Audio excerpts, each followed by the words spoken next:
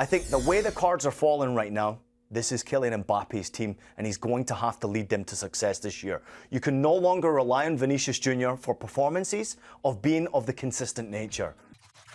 Are they going to win La Liga? What else can they do, though, Adam? That would be the biggest question, right? Doing this week in and week out.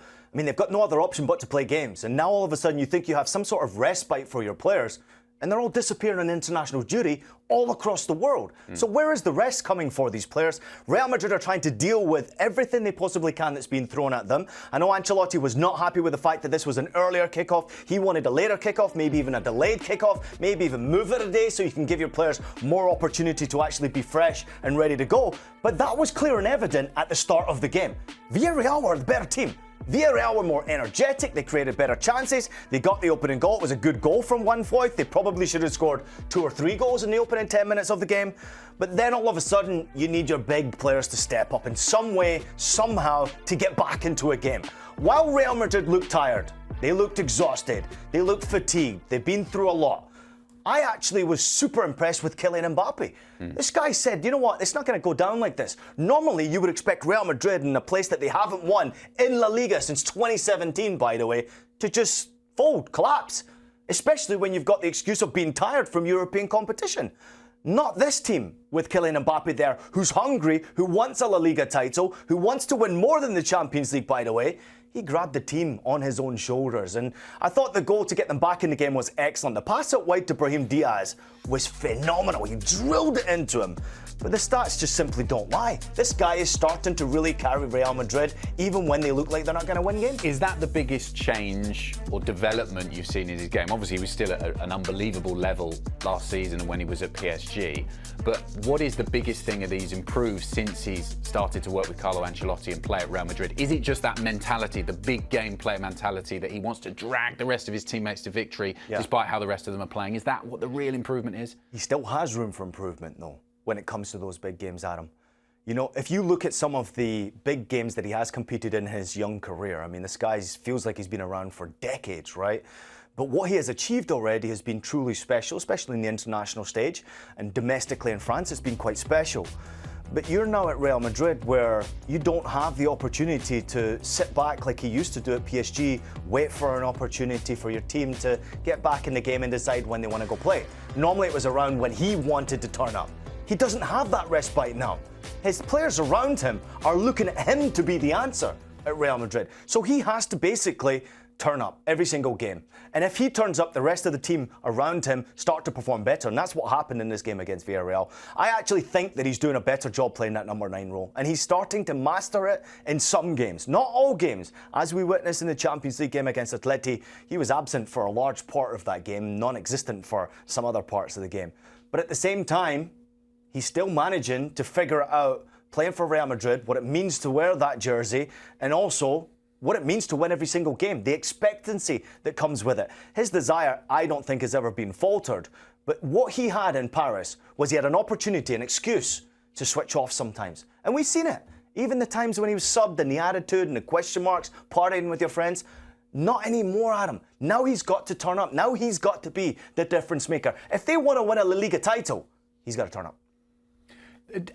When you compare how Mbappe's getting on against Vinny Jr., do you think it's almost like one going in one direction and one going in the other? Because as Mbappe keeps doing this, performing well, scoring goals, dragging the team forward, as we've been saying, and Vinny Jr. doesn't do that, and the way that he's been performing, do you think that puts fuel on the fire for the people who say, oh, well, it can't work together, and because Mbappe's enjoying more success right now, we just need to go with him? Yeah, listen, I am certainly not going to hold back on my opinions on Vinny Jr. I still think he's a very important player, but is he now the most important player at Real Madrid? And I've been saying it almost all season long. Now he's no longer that guy. Now Kylian Mbappé is that guy, and the one that they turn to get their results. He's the one that they turn to get performances and improve the players' performances in games like this when they simply don't want to turn up. They're tired, they're exhausted, they've got nothing left to give. An inspirational goal or an inspirational moment of brilliance in matches can allow you to turn up. And Vinny Jr. has put himself into a position where we watched in the first part of the season how this relationship was going to go down. The battle for penalty kicks, what was going to happen, who's going to take the penalty kick. Then, of course, he missed a big one in the Champions League, which was an interesting one for him. I think the way the cards are falling right now, this is Kylian Mbappe's team, and he's going to have to lead them to success this year. You can no longer rely on Vinicius Jr. for performances of being of the consistent nature. You don't know if he's turning up or not. You don't know if he's going to be that guy or not. And when you look at this, he's well on his way to breaking the record for the most goals in a debut season for Real Madrid. It's Iván Zamorano who did it back in the early 90s, 37 in his first season for the club. Mbappe's already got 31. You'd think those records from Cristiano Ronaldo and Ruud van Nistelrooy are going to drop in the next couple of games, and he probably will get to Zamorano's total very, very soon. Yeah.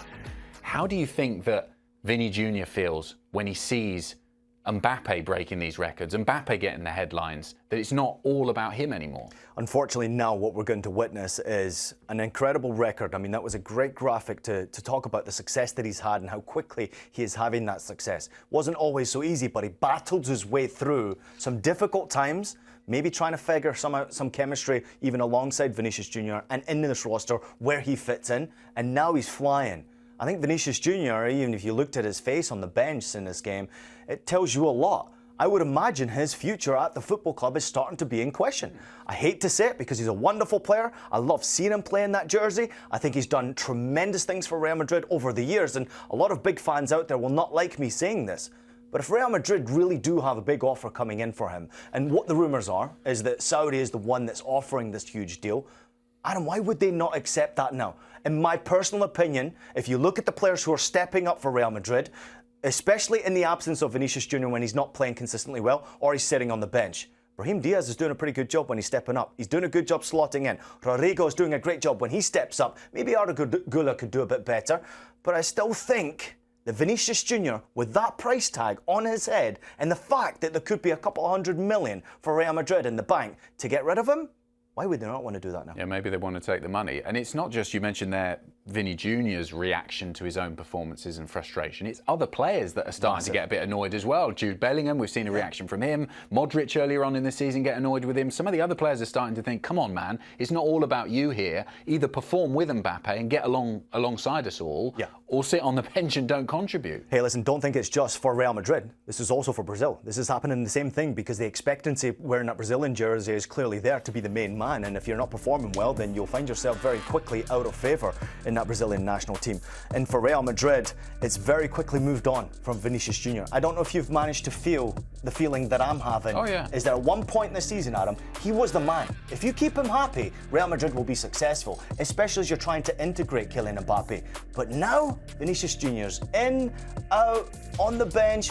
To me personally, Adam, I think there's a way that they go forward without him. Some of those players are starters, obviously, because they made a few changes for this game. But looking at that bench there, when you compare Real Madrid's bench against Barcelona and Atletico Madrid, and given the fact that they've got all these games coming, if they keep on the, keep up the run in the Champions League that we think they're going to, is this bench weaker when you compare it to Barcelona and Atletico Madrid, and that potentially could cost them in the title race? No, I mean, the experience and the youth on that Real Madrid bench is really exciting to me. I think Barcelona has a lot more younger players on their bench that are also tremendously exciting. I think the one that wins this category of debate would be Atleti, because they've spent money, and serious money, to have especially strikers sitting on the bench. Yeah, I mean, Sorloth coming in super sub. How many times have they done that as well? The impact from the bench has essentially kept them in this La Liga title race. I do think that Real Madrid, they have this problem right now with rest for a lot of their players. All of the players are going to go away now on international duty, and obviously the experienced players who came on the field today, Rudiger came off the bench today, Modric came off the bench today. How quickly are they recovering from the games that they previously went through, including extra time and penalty kicks? You don't know. So you're relying on Arda Güler, who came off the bench and was poor. And you need performances from those youngsters. Barcelona right now, to back you up with that argument, are getting top-class performance from their substitutes. The youngsters who step up. They rock in and know exactly what their job is under Hansi Flick, and they perform to the best of their abilities, and they actually produce.